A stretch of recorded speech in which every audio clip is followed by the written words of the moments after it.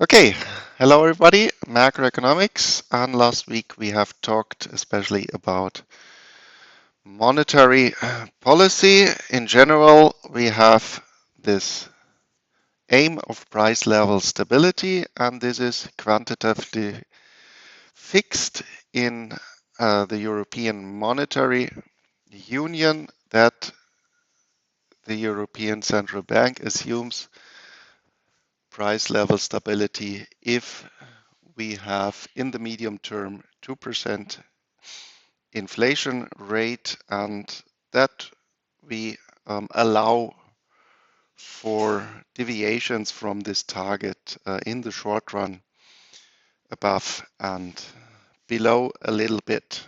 We talked about the main classical instruments, especially the main refinancing operations. So by regulation, every private bank has to have some amount of central bank money, and this central bank money they obtain for the key interest rate, the interest rate of the main refinancing operations, and that then this key interest rate, which attacks directly the short-term interbank interest rate, then feeds through the whole economy, through the whole capital markets, that in general, of course, short-term and long-term interest rates will not be the same in general, but they are oriented at the key interest rate. And then if we assume just one price level, we discussed these two possible ways how an interest rate change then will feed through the whole economy, especially with an impact on the real economy, that if we interpret directly the interest rate as the capital cost, as the cost of credits, that then credits become cheaper, so investment and credit financed investment and consumption will become cheaper, so increase, and in the end that then this pushes the economy, that we then but then we have to be careful. If we go on and on and on pushing, then within the business cycle we are within a boom that the utilization of production will come to its limit, and if we still push, that then we cannot match demand anymore, and in the end prices will start to increase, so that we are then shifting from the Keynesian view where we say, okay, we have some frictions by we have some price frictions that they cannot directly adjust, but in the long run prices will become flexible, and then we are in the neoclassical view of quantitative theory of money. And we have this indirect effect that we say, okay, interest rates, this is the yield of the bond market. The alternative is a stock market. If we decrease interest rates, stock markets, the alternative will be more attractive. So a decrease of interest rates will imply an increase of stock markets, especially the large indices, and this then will have an income effect that the holders of stocks will become richer, and they then, due to this income effect, will start to consume. Positive impact on production in the business cycle, upward swing. If we are at the end, at the limit of utilization, again we have to be careful, not only implying inflation. Yeah, then we talked about the yield curve, and especially for the guys who are interested in finance, yeah, the yield curve is one of the central instruments when you are looking at investments, so that in general the interest rates for long and short-term investments will fall apart, and that in general we say we have a normal situation when the interest rates for longer term investments, for longer maturities will be a little bit higher. And this is the argument that if you are giving away your money, you are losing liquidity, and in exchange, you want to be paid for your loss of liquidity. And this is then called the liquidity premium. And I think this is a reasonable assumption that in general, private people will act like this. So then we are talking of an increasing yield curve as a normal yield curve. But we find also the situation that we have an inverse yield curve, that longer term investments have a lower interest rate, and this can be explained by the market expectation theory. And especially I showed you then from the past some yield curves were especially just before the collapse of Lehman Brothers, we saw this inversion of the yield curve, and also that we saw an inversion of the yield curve in the beginning of 2020, when somehow we smiled at Corona in Asia. And 3 months later, we had our first shutdown. So, of course, this is not a direct implication that we say if we have an inversion of the yield curve, then the crisis is coming. But the argumentation the other way around is true. Always when we had a large crisis in the past, then we have seen the inversion of the yield curve. So it is then always a good idea to look at the performance of the yield curve. And if we see the inversion, then we have to be careful that maybe there is something coming. Okay, and then there is a last explanation, a theoretical explanation why we have differences between the interest rates for different maturities, and this is the so-called market segmentation theory. Oh, this is still German, so let me just translate this. Yep.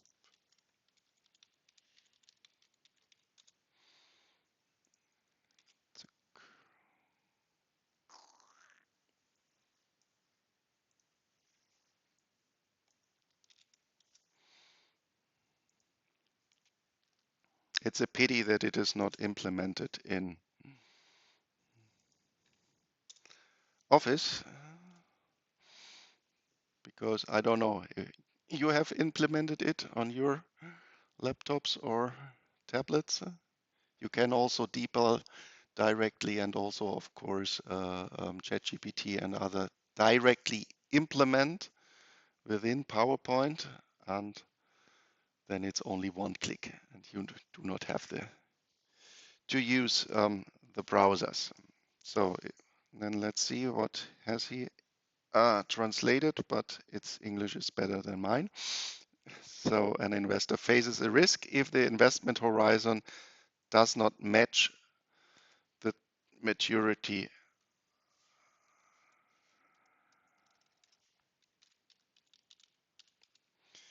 of the security. Well, and then we can say if we have such a situation that the maturity of my investment would be longer than my investment horizon.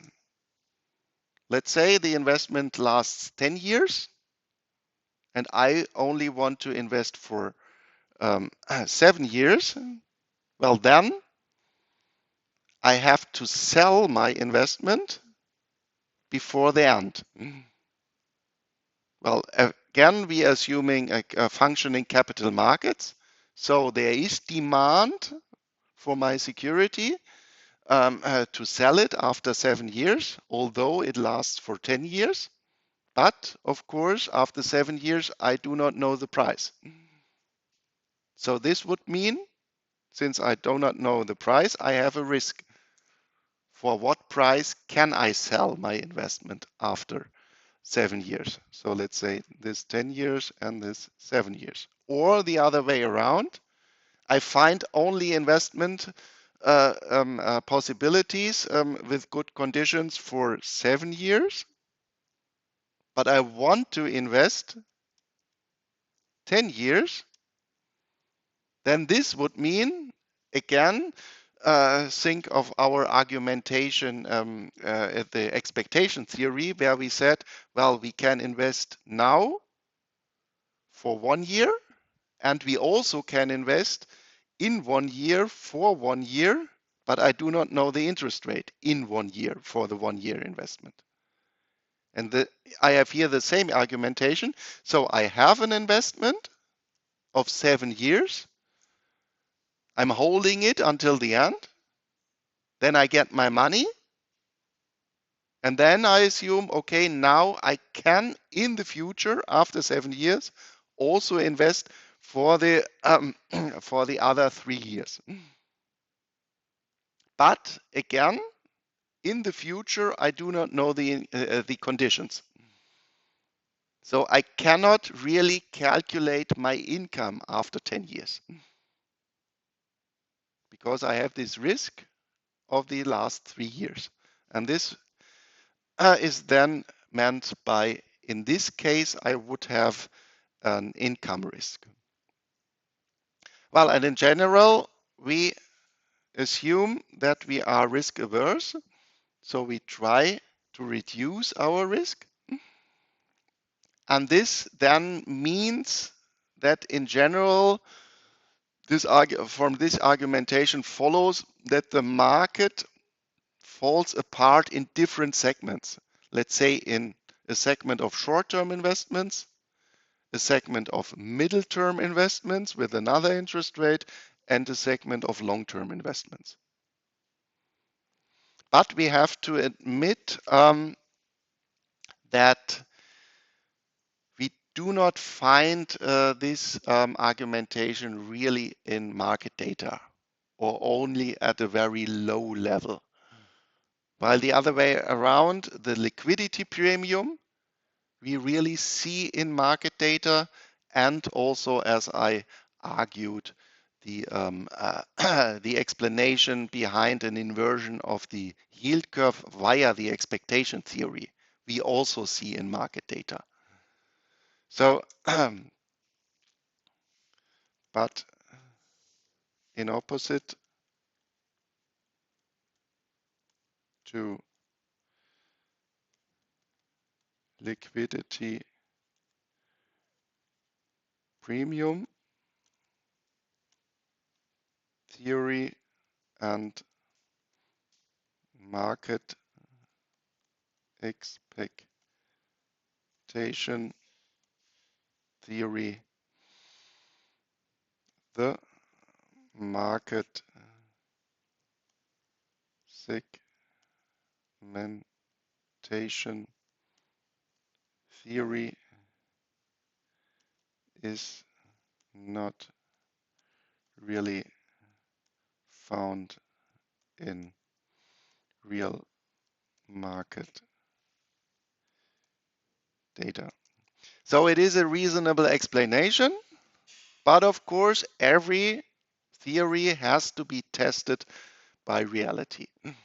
And here we have only poor findings. So we cannot really rely, also it is a reasonable argumentation. It is in practice, it is not that helpful.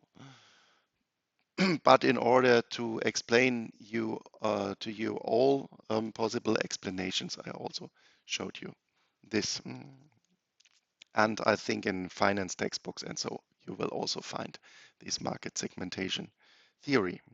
Okay, so and now we as we have talked in general about the Classical instruments, I already said that I will give you also a short overview what has happened after the financial crisis, because then we really invented especially in 2008 and 2009, almost every day new instruments in this time. And as I said, winter 2008, 2009, I worked for the scientific staff of economic advisors in Germany.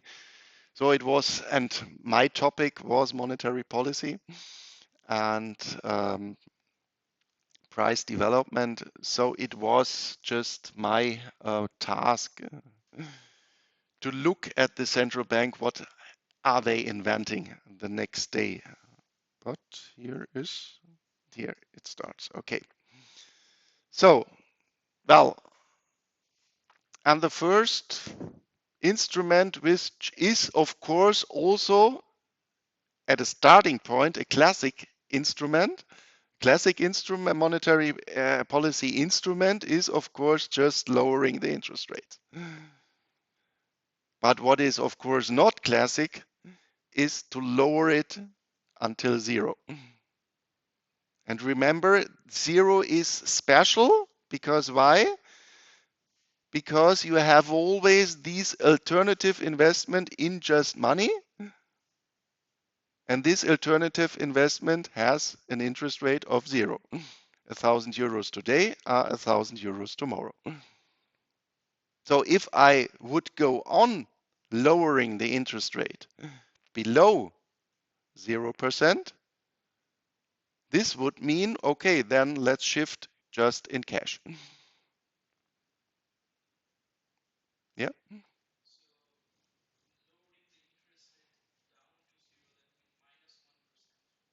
Lower would be then -1. Yeah. No, your cash is still the same. But if you, when we then say, well, the bond market is oriented at the key interest rate, and this was the case, then a lowering means, well, this financial minister in Germany in this time was at first Per Steinbrück, and afterwards it was Olaf Scholz, later on the chancellor. Well, and he just promised, well, give me 100 euros, I repay you 90. These were the conditions in Germany. But of course, then, if I want to invest, I have the alternative not to give the money to the German government, being repaid 10 euros less. I can put the money below my pillow, and then the 100 euros next year are still there. And this means, and this is then called the zero lower bound. You cannot go below zero. Well, why could we have still went below zero in Germany? Roughly, we were then at minus 0.5 for security bonds of government bonds in Germany. Well, then we have to admit to put 1,000 euros at home under the pillow is possible. To put 1,000,000 under the pillow is not so easy, because why? Maybe my neighbor is coming and said, well, there are 1,000,000 euros and I will catch it. So then you have to invest in a guy who is sitting there and looking at your money. And so you have somehow, if you have a large amount of cash, then you have costs of holding cash. And this actually was somehow estimated that this coincides with a negative interest rate of minus 0.5. But in general, the zero is the lower bound in general. Well, and then also when we are talked in general about money, there's another possibility to go below 0%. And this is the case if you do not have cash anymore. I think I've talked about this, that in Scandinavia, especially in Sweden, there is a situation that we almost have no cash payment anymore. Well, and what is then the possibility? You have your banking account where you have maybe 5,000 euros, and then you can say, just by law, well, cut the 5,000 to 4,900. So this is also some risk if we are giving away cash money in general. This is the trust in money. If you do not have cash anymore, then there is, at least in theory, but think of that we are losing our democracy, that some guy has the idea who is in power. Well, let's take the money of the banking at the banking account. Well, it's much harder to get your cash money. Then he always has to send some people to you. Just to go to the private bank and say, well, in the banking account, cut 100 euros at every person is quite easy, especially in our digitalized world. And actually, this was also discussed during the financial crisis. Wouldn't it be a good idea to go even substantially below 0% for nominal interest rates? And again, the reason why it was really discussed was, well, we want to push the economy, and if the banking accounts have a negative interest rate, what does it mean? Well, I take my money and start to consume. Because holding it at the banking account would mean that I lose the money. Okay, so the first, so to speak, new policy instrument is then cutting interest rates down to 0%, and even in the negative range. Well, then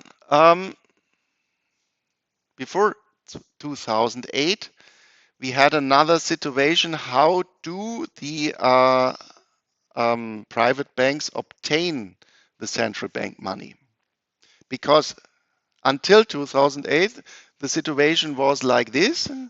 There was the staff of the ECB. They looked at all the data, and for the main refinancing operations, they estimated, well, the next week we will give in the private sector, let's say, 50 billion euros, oriented at the key interest rate. And then there was made an auction that every private bank had to make a bid. Let's say the key interest rate is 4%, that they in their cash management had a demand, let's say, for 1 billion euros central bank money. And then they made a bid, well, key interest rate is 4%. I make a bid of 4.1%. And another a private bank for 500 million euros, maybe they made a bid with 4.2%. And what the central bank then has done is collecting all the bids, starting from the highest. Maybe the highest was 4.4. Then this bank obtains the money, the next bank with 4.3, and so on, until the total amount is equal to the calculated what they wanted to hand out, and I said 50 billion. So there was somehow a risk if my bid is not high enough, that I do not obtain the central bank money which I need. And what this then means is then I would have to go to my neighbor private bank and ask them, well, have you additional central bank money which you can give me? But then within the financial crisis, where we had these very large liquidity problems, and especially after Lehman Brothers, I trusted anymore in the neighboring bank because I didn't know if that this bank is still there tomorrow. Remember, the sixth largest investment bank of the world overnight was insolvent, and therefore the ECB and also the Fed, they changed to a so-called fixed rate tender procedure, and this means we have now the situation. Key interest rate is 2.25, I think, right now. I have to look it up in a minute. Percent. That now, if a private bank comes to the central bank, it obtains whatever amount it wants of central bank money for the key interest rate. So there is no auction anymore. So no auction of central bank money anymore. So, and of course, this is a non-classical instrument because now it's much easier for the private sector to obtain central bank money. Well, of course, in exchange for the central bank money, the private banks had to hand over some securities to the central bank. And there they had rating requirements on these securities. In general, it was at least A or double A or triple A. But then in the financial crisis, all these investment possibilities were also in parallel downgraded. That then the private sector didn't have anymore enough securities with A, double A, triple A, and so on to hand it over to the central bank. And therefore also these rating requirements were downgraded. That I could also give B double B to the central bank. Of course, and this is still in the books of the large central banks, and of course for the future or right now it is still a high risk which we have in the books of the central banks. Because this is then somehow investment grade. Yeah.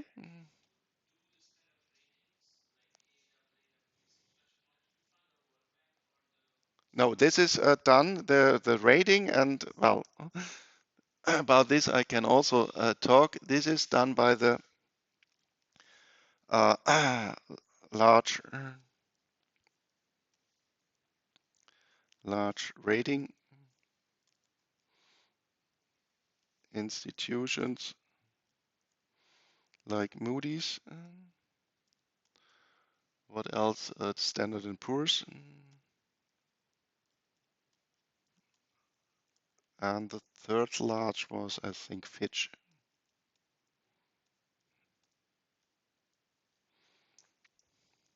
Well, actually, this was also somehow a reason. This system that we have private rating and public institutions, central banks, which relied on the private rating. Because in 2005, 2006, especially in the real estate sector, We had all these credits, and these credits were repacked. So they took somehow 1,000 small credits together, and this was then a new investment possibility.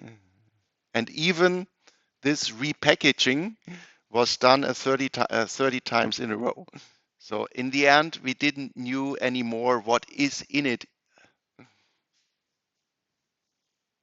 And the private banks went to the rating agencies and said, well, I have repacked it here. It's a little bit complicated, but what kind of rating do you give me? And there you have this private interdependence between the rating agencies and the private banking sector.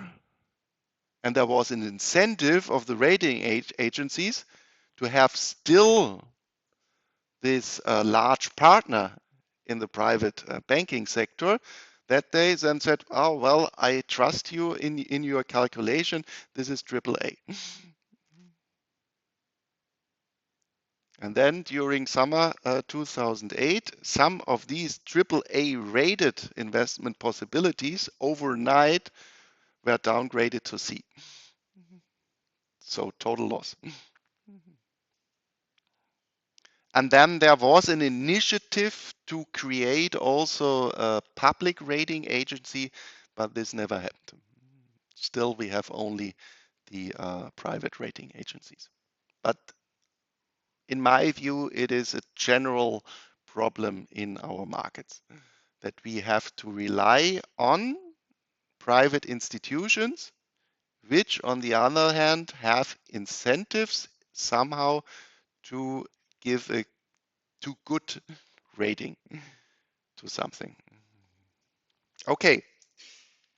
Then also the banking sector had this large liquidity problem. And remember the main refinancing operation, they last only for some weeks, for 1 week or maybe around a time horizon of 1 month. This was not enough anymore, and therefore it was introduced longer term refinancing operations in large amounts up to 1 year. So in order to stabilize especially the banking sector. And also I talked about this. Nowadays I say unfortunately the US dollar is the anchor of the world. So getting only euro was not the end. Of course, for the international markets, I need also not only euro as a bank situated in euro, I also need US dollar. And therefore, we had then a direct agreement between the ECB and the Fed, also between the Bank of England and the Fed, that you more or less directly also could obtain US dollar via the ECB and via the Bank of England. And this was done with euro US dollar swaps between the two central banks. Okay, now we are around 2009, the end of 2009. And what then happened is that we left the peak of the global financial crisis, especially when you remember the GDP data for Germany. Already in 2010, in the end of 2009, we had the upswing in the business cycle, especially in Germany. But on the other hand, the euro crisis especially started, and especially in Southern Europe. And what really, well, we had this single large problem already in Greece. But okay, the GDP of Greece is roughly the size of Lower Saxony. So overall in the European Monetary Union, it is not good that you have the problem in Greece, but it is not that large relative to the total European Monetary Union. But what then happened in 2011 is that especially Italy has got a problem. And Italy is the third largest economy in the European Monetary Union. First Germany, then France, and then Italy. And if, of course, one of the very large countries has a problem, then, of course, the whole monetary union has a problem. And therefore, it was invented the so-called bazooka. This was a very long tender of 500 billion euros with a maturity of 3 years. And in a minute, we will see it also in the central bank data, this hub of 3 years, 1 trillion euros. And this was used mainly by Italy and also Spain. Spain had also a problem in the private banking sector. And well, then somehow little thing what also just happened is a cut of the minimum reserve from 2 to 1. And remember, money multiplier, a cut from 2 to 1% means doubling the money multiplier from 50 to 100. 1 over R was the money multiplier.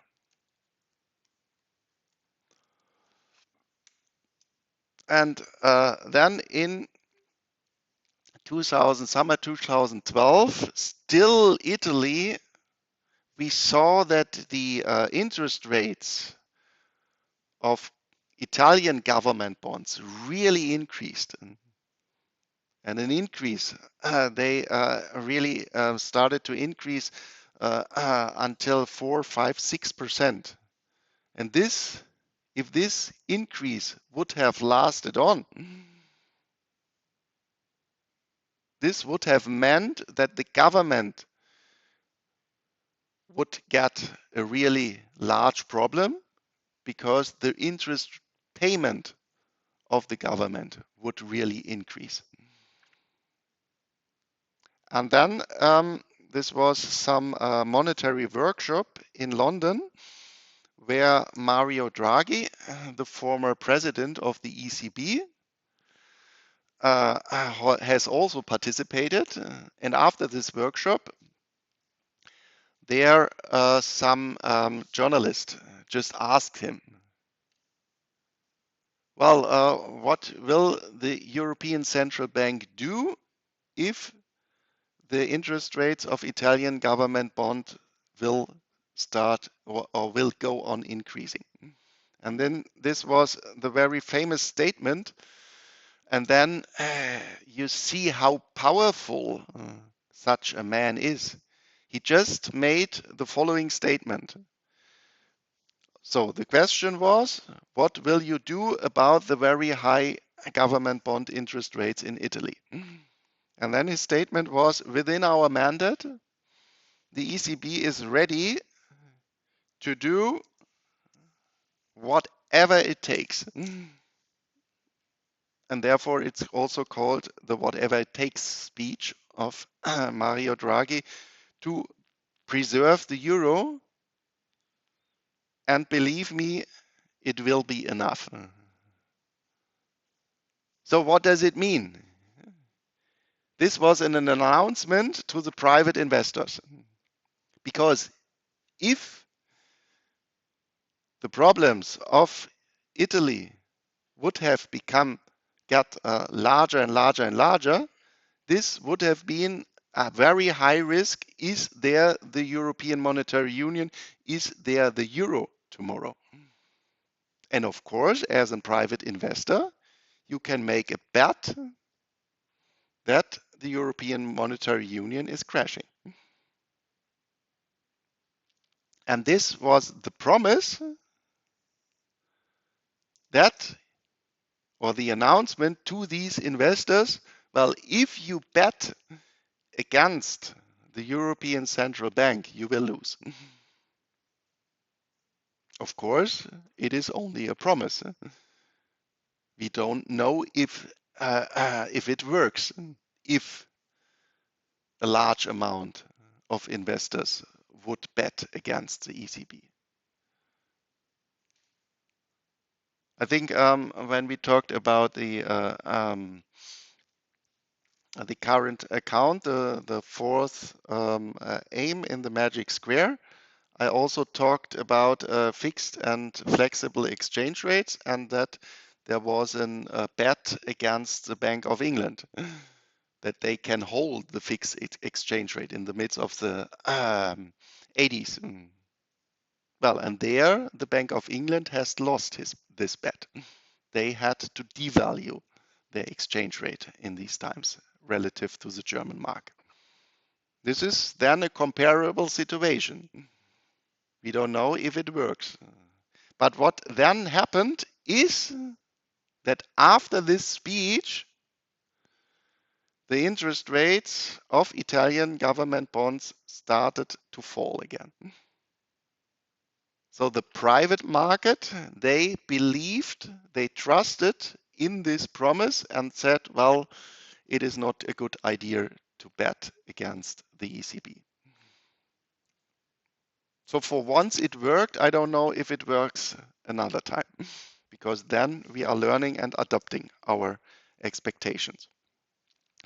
Well, what then also started is, until now, we had mainly the steering instrument of interest rates. And now in 2012, we started with a quite little amount to directly intervene in the capital markets by buying some government bonds. The larger program started then in 2015. There we started an automatic program that every month it was announced for the next year, for the next 2 years, we will buy every month, and this amount then over time changed a little bit, but in between 20 and 80 billion and roughly around a volume of 60 billion euros every month, the ECB started to buy government bonds. And this program then was stopped after Corona 2022, but we will see this also in a minute in the data. Still, it went on that the ECB said, well, we have already invested in government bonds, and this investment maybe was 4 or 5 years, and then it's ended, and then they rebought the same volume. So we are right now more or less only in the situation that we hold the level, that we are holding the level, but we are not increasing anymore. Well, we see it in a minute. It is somehow it's starting a little bit to fall right now. Well, of course, and then we had within Corona, I do not want to talk that much about this, these very large programs, pandemic purchase program, the PEP. And when we have talked about the quantity theory of money, when inflation has started to increase after Corona, we really started very fast to increase interest rates. So since the financial crisis, we are really in a somehow new situation of monetary policy. Okay, and then let's have a look at the key interest rates. And remember, we have three, so to speak, general interest rates by the ECB. The deposit facility, this what we say announce the key interest rate, main refinancing. there I said this should be the steering instrument for the capital markets, that with this interest rate we focus on the overnight interest rates of the private banking sector. And you see, this is the black line, that until the financial crisis, you do not see in this diagram the black line. And the reason is what we want to steer today, the ESTR. This was changed in 2019. Until 2019, it's the overnight interest rate in the private sector was called the EONIA. So this is overnight interest rate in the private banking sector. But what then happened, this is the financial crisis, the drop down to 0%.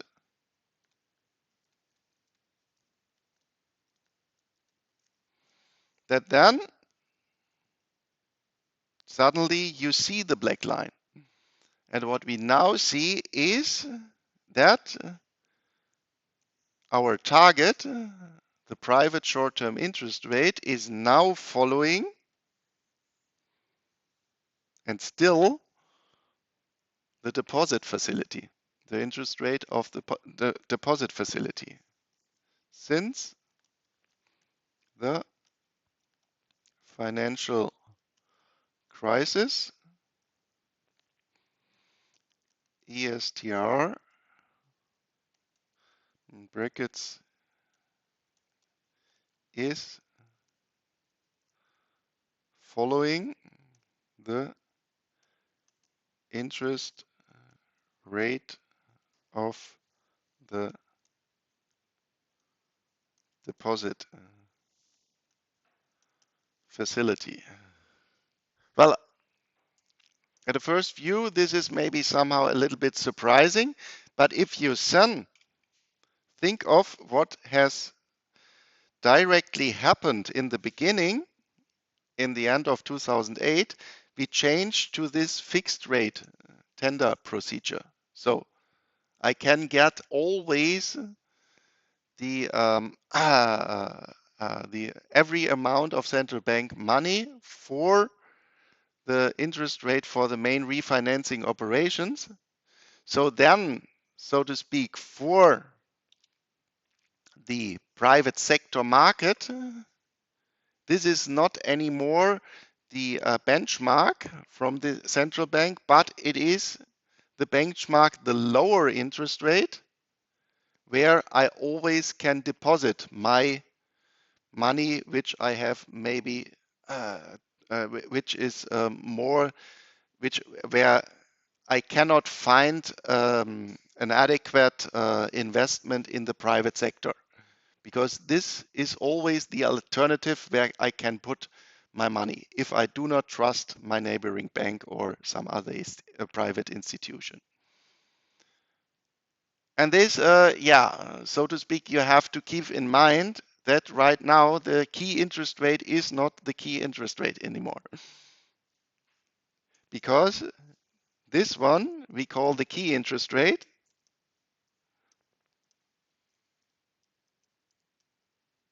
With this interest rate, we want to steer the red one, but it is not following this interest rate anymore, but it follows the interest rate of the deposit facility. So for practice right now, the interest rate of the deposit facility is the key interest rate. So this means in practice,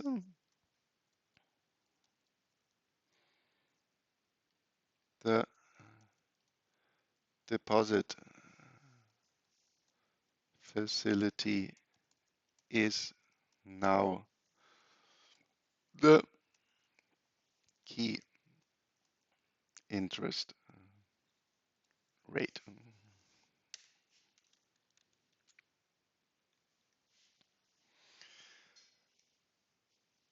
Yeah, and then I want to show you, yeah, 3 other diagrams which I think are quite interesting and which is quite useful to know. So this is, so to speak, the amount of the direct financial market interventions of the European Central Bank in the European Monetary Union. So all this is the sum of these new buying programs of government bonds, which we have invented since 2008-9. And what you see here is in peak roughly 3.5 trillion euros. And what does it mean? Remember, we have estimated GDP of the European Monetary Union of roughly 15 trillion euros.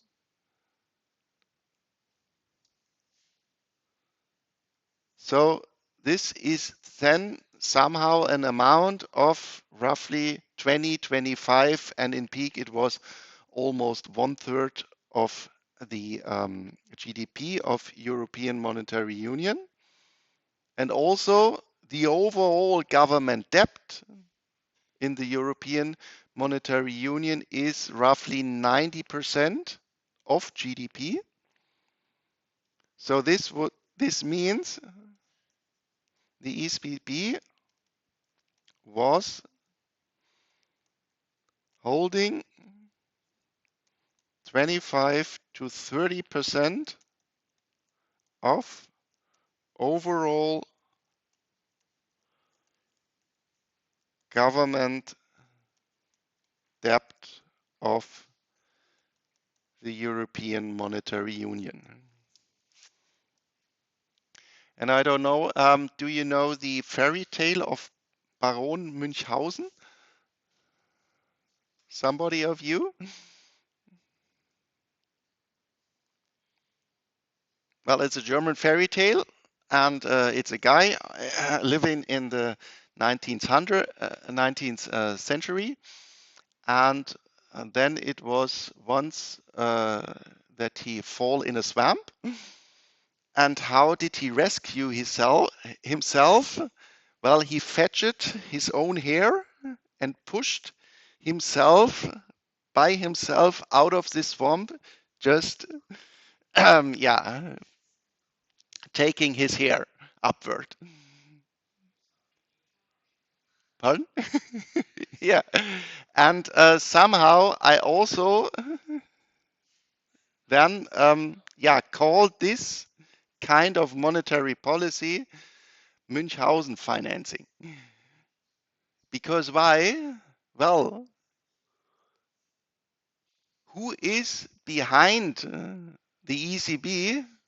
And we talked about this. Well, we in the European Monetary Union, the members of the Monetary Union are owning the central bank.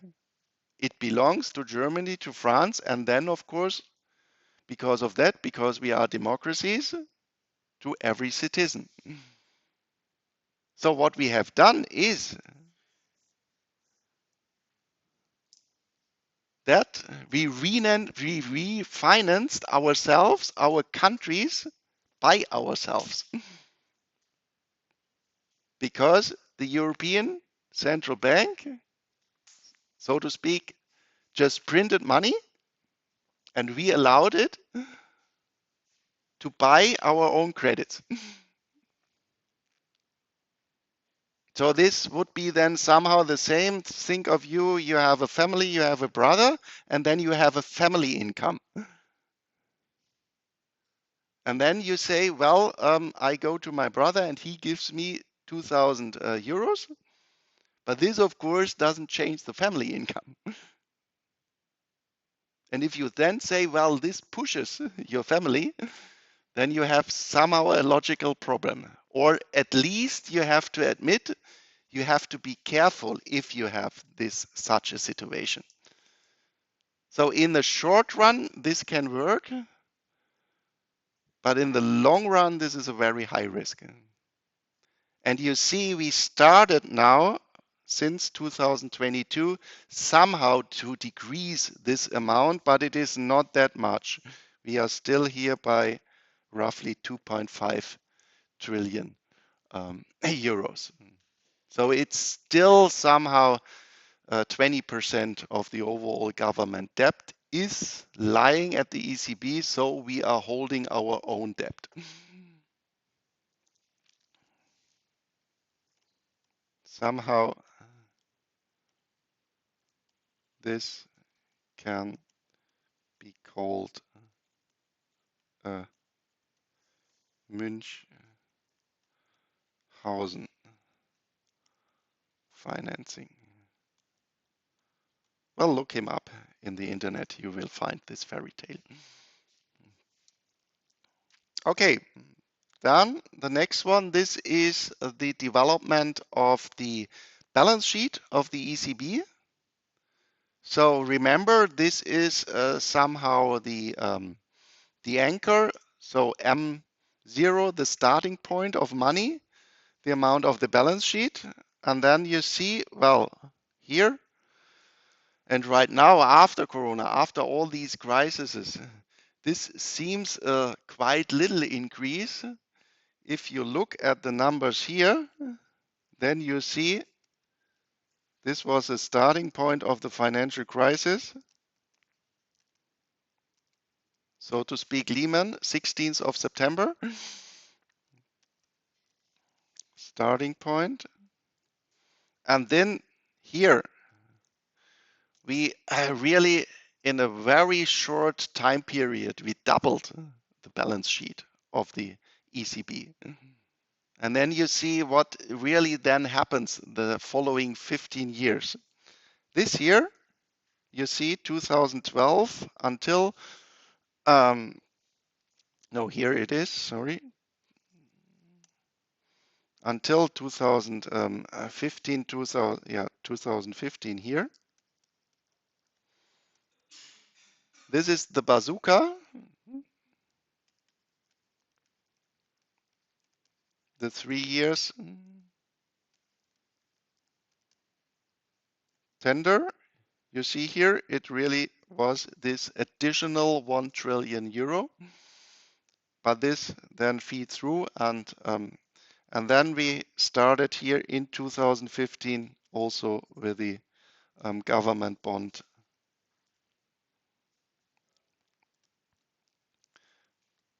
monthly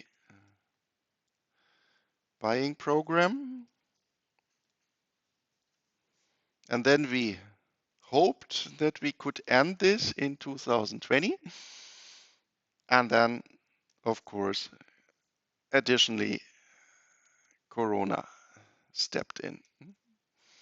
And now we, very slowly started to decrease again the balance sheet. But still, and this year we have to keep in mind, still we have a very, very large amount of indirect intervention of the central banks in the financial markets. And then the last slide, and this is maybe my favorite slide or diagram, which shows the power of financial markets. And I say, hopefully, the financial markets maybe show the guy overseas how powerful they are. But we will see. Because right now he is changing the presidency of his central bank, which is unfortunately the most powerful central bank in the world. But still, there are the financial markets. And I told you, the Bank of England was not strong enough relative to the financial markets. And I really would doubt that the whatever it takes speech of Mario Draghi would function a second time. I think this was one possible shot. No, now it's Miss Lagarde. So what we see here are the interest rates of 10-year government bonds of the Eurozone members or the following Eurozone members. And we start here in the beginning of the 90s. There was this initiative to introduce the euro in the European Union. So this was really then discussed and so on. And what we see here, that we have a large discrepancy, and especially the brown one here is Italy and the other one is Greece, that we have a large discrepancy between interest rates of the different countries.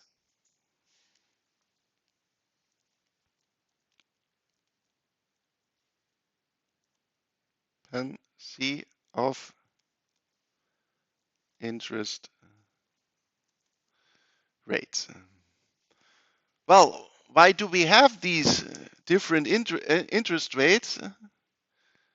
Well, interest rates are what? Or interest rates of government bonds are what? Well, they are just a price signal. How is the trust of the financial market in the stability of the countries?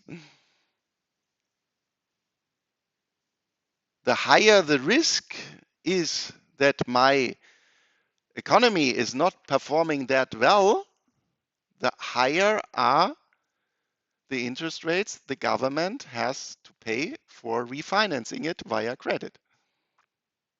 And of course, Greece was not that good performing, or Italy, than Netherlands, Germany, some other countries. Well, and then was the announcement of the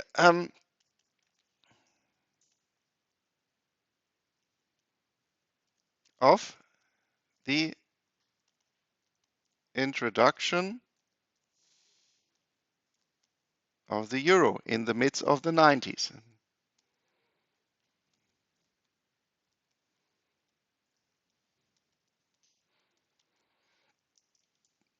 And with this announcement, we also said, well, how will it be regulated, this European Monetary Union? So what kind of rules will we have within the monetary union for the different members? And there was one with the so-called no bailout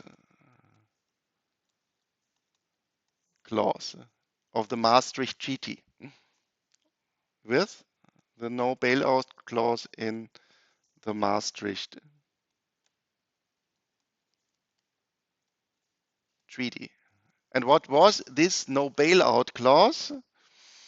I already talked about this when we said, well, there are not only this magic square, we have especially also then the aim of sustainable public finance. But what was in detail this no bailout clause? It was, well, although we have all the same currency, it is strictly forbidden that if one country is getting into trouble, that the neighbor is helping them. So that there is no automatic, although you have the same currency, that you have to help your neighbor if he gets into trouble. And this argumentation, why do we need this, was especially from the point of Germany, that we said, well, we do not want to pay, especially for France or Southern European countries, which do not perform that well as in Germany. Well, this was really a rule. If they have a fiscal problem in other countries, then you cannot rely on, or there is no automatic mechanism that another country has to pay for you, although you have the same currency. And the idea was in the otherwise this currency could not be stable because then you have an incentive to really only make debt refinancing of your country, and then the euro wouldn't work. Well, but what happens? We see after this announcement, all interest rates came together. But with the start of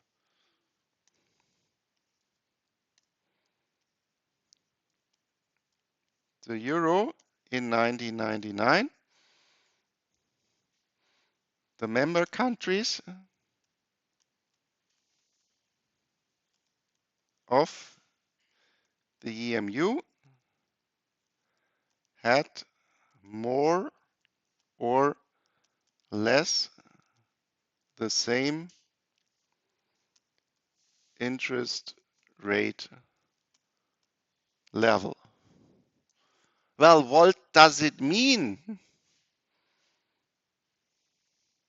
that every country in the monetary union, European monetary union, has the same interest rate level? What does it mean?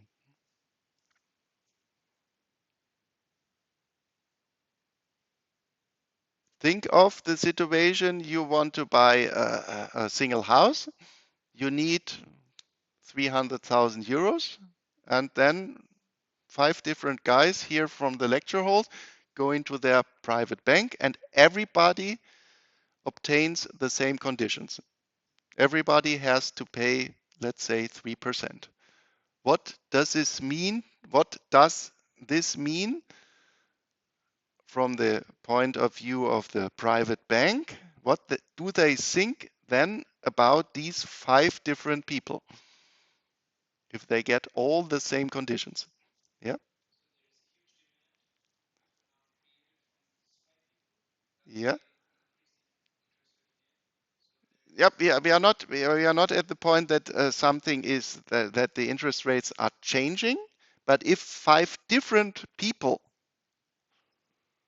go to the private bank and they all get the same conditions. Well, if you want to finance a single house or a flat, then you really have to show your banking account what are you buying over the last half a year, what is your monthly income, what you obtain. So they are really looking individually at you. And if after this individual look, everybody gets the same conditions, what does it mean? This means that the private banks assume that everybody has the same risk.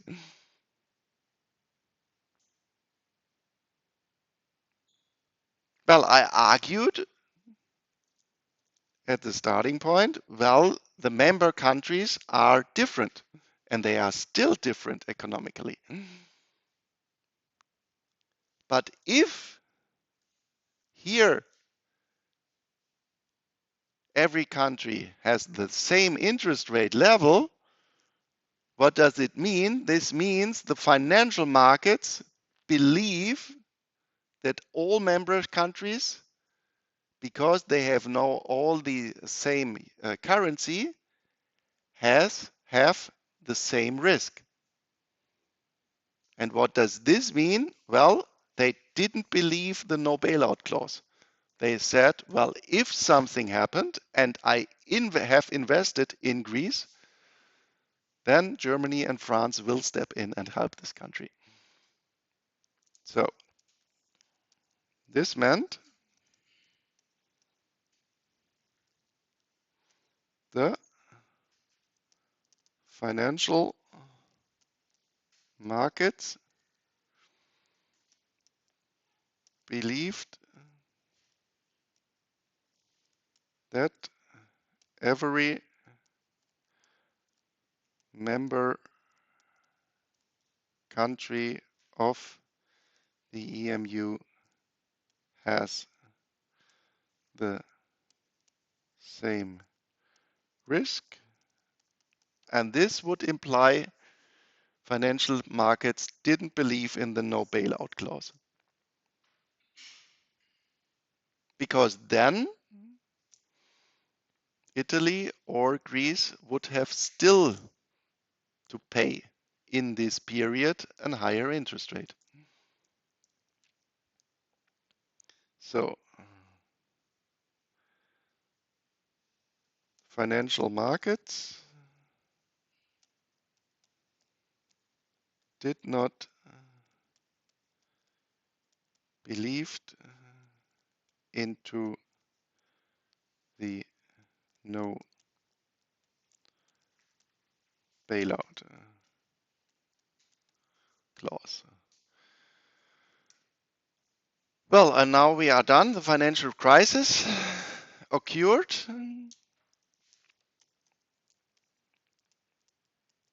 Especially in Italy and in Greece, we had these very large problems. And what has happened? We paid for them. So the financial markets were right. They betted against our rules. They just said, well, you can write in your Maastricht Treaty whatever you want. We don't believe you that within a huge crisis, you will really still be in this no bailout clause framework. You will step in. And so the financial markets won the bet. And this is, what I mean, because why this is my favorite diagram, because there really in real market data, you see this power of financial markets. And somehow you see it also if you look at Turkey, that there you have right now a real outflow of capital because the international investors, they have a question mark. Did I get my money back if I still put it there? What happens to this country? And also you see it in a slight way in the data in the United States, that you also there have a little outflow of capital, which meant that the interest rate of government bonds in the United States are now a little bit higher compared to the interest rates in Europe. That you somehow see, well,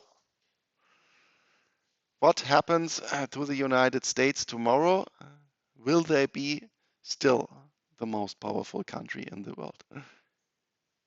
Or is it maybe a better idea to invest in the long term in stable democracies or not? Well, this will be very interesting in the next years, what will happen there. Okay, so 15 minutes left. Now I'm through with this first part of the lecture where we went through all main economic aggregates, and hopefully I could also show you some historic developments so that maybe you can better judge in what kind of situation we are right now.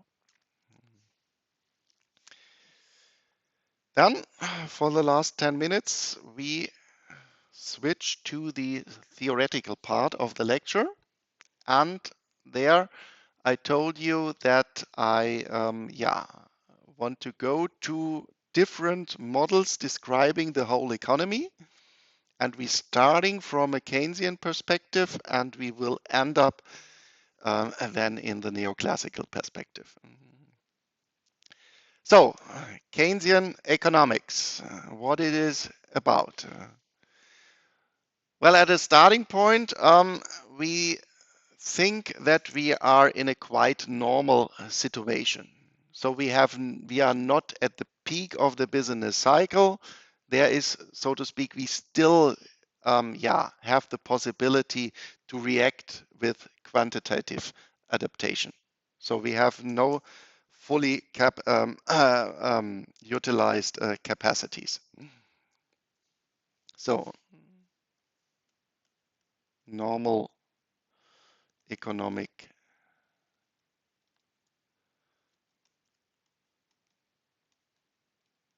situation. And what we also assume is we take the, so to speak, demand side classes. We are looking at first from the demand side on the economy. And we assuming, and this is a very strict assumption, that we ask ourselves, how much do I want to consume tomorrow? How much do I want to invest tomorrow? And then we say, when we have these consumption and investment plans, that then the supply side is following. So if I have the plan to buy tomorrow 3 bicycles, then these 3 bicycles will be produced tomorrow. 4, and this is also very important, 4 fixed prices. So all consumption and investment plans will be fulfilled. This is the demand side view. And in the second step, the supply side just changes. If I change my plans of consumption, then also the supply side adjusts in the same way. And of course, we need also a process how we match demand and supply, but we assume that only this is done by changing the quantity, only by changing the production. So no price adjustment. So I could think, if today the price of a bicycle is 500 euros and I plan tomorrow to buy for 1,500 euros to buy bicycles, then of course it could also in practice be possible that the producer is not producing 3 bicycles but only 2, and in parallel is increasing prices from 500 to 750. But we do not allow for price adjustments. So prices are fixed. And please really be careful that you know when you are arguing in a Keynesian framework, that you really know what you are talking about, that you say, well, I'm looking at the economy from the demand side. Prices are fixed. Only quantities are adjusting. So in the end, this means that aggregate demand is determining the equilibrium in our economy. So if you say, so to speak, the hen-egg problem, which was first, now we say demand is first and supply is following.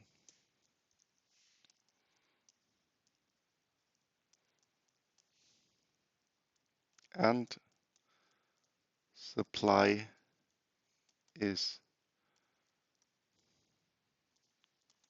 following.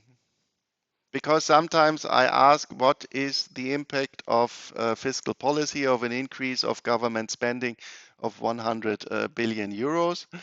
And then somehow I get the answer, yeah, prices are adjusting. Well, then I say, when I pose the question, please argue within a Keynesian view, then I do not want to read that prices are changing. Although in practice, of course, prices are changing, but But when the question is, please argue within a model, then you have to take the assumptions as given.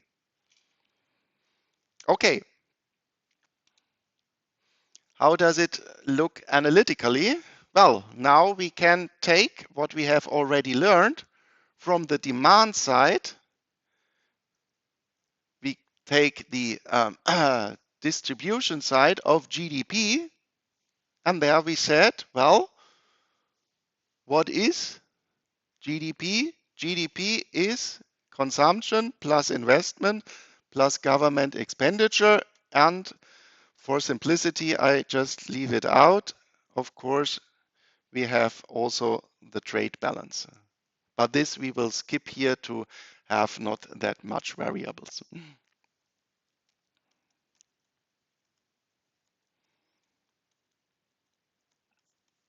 We skip this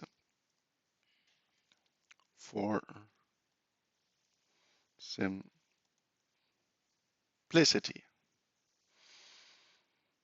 Well, and now we make one single assumption. And the assumption is that in general we have normal goods. And this means that we have the so-called Keynesian consumption function, Keynesian consumption hypothesis, which means that we have a positive dependence of consumption on overall income. So if I have an additional amount of money of, let's say, 100 euros, then I will go out and spend some part of this, let's say 80 euros. And the easiest function to model this is just a linear line. And then we are here at some point in the beginning of this lecture. I talked about this. Within the internet, you find many good, but much more not so good videos. And yeah, explanations on microeconomics, on macroeconomics, and so on. And the problem is you are sitting here that you, I assume, not really can judge, is it a good explanation or not?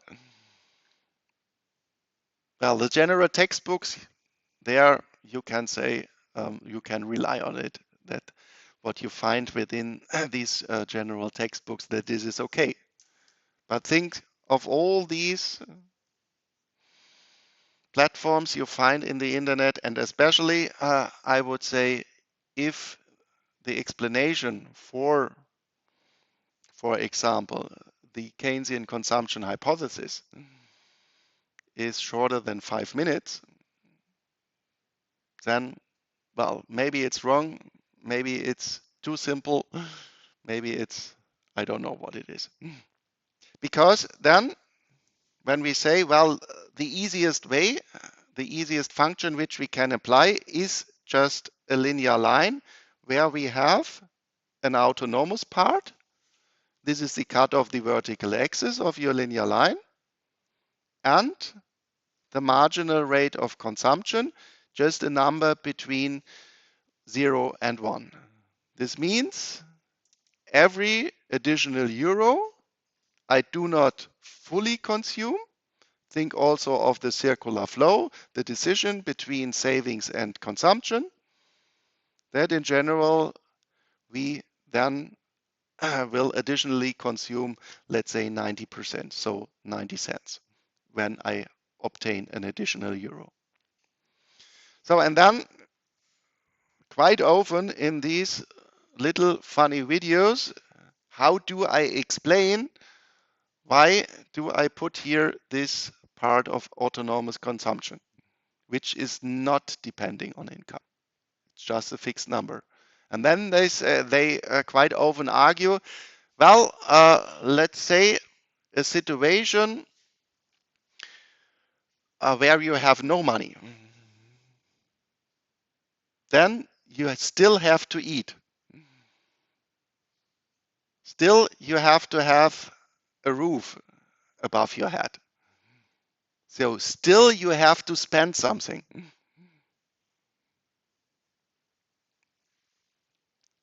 And this is the argumentation then.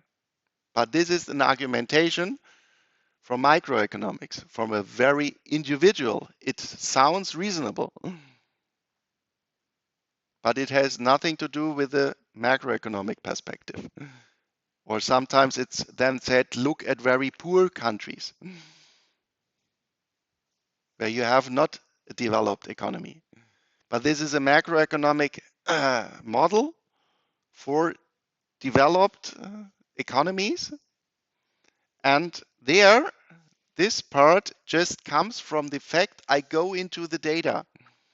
And what we find in the data is that the part of consumption relative to GDP is decreasing the richer the country is. So the higher GDP, the richer the country, the less is the part of overall consumption. So if we are looking at emerging markets in Germany, remember we have an average consumption of 50-55%. If you go to emerging markets, there you find a number of 60-70% of consumption relative to GDP. So reason for C0 is that average consumption C over Y is decreasing with increasing Y.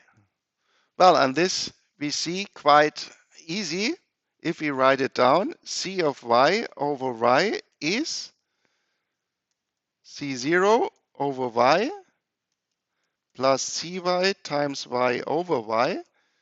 This is canceling. So we obtain C0 over Y plus Cy. And of course, this part is decreasing if Y is increasing. Or what you also can do is just take the derivative of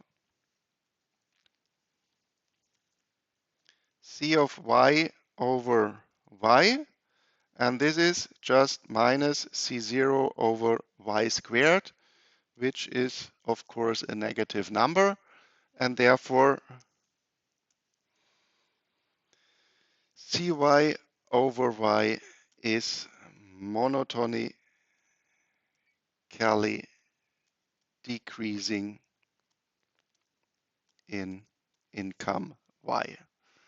Well, and this is the explanation, and not that it is some minimum consumption. But unfortunately, you will find this micro explanation quite often, but this does not have anything to do with a macroeconomic explanation. Okay, thank you very much for today and see you tomorrow.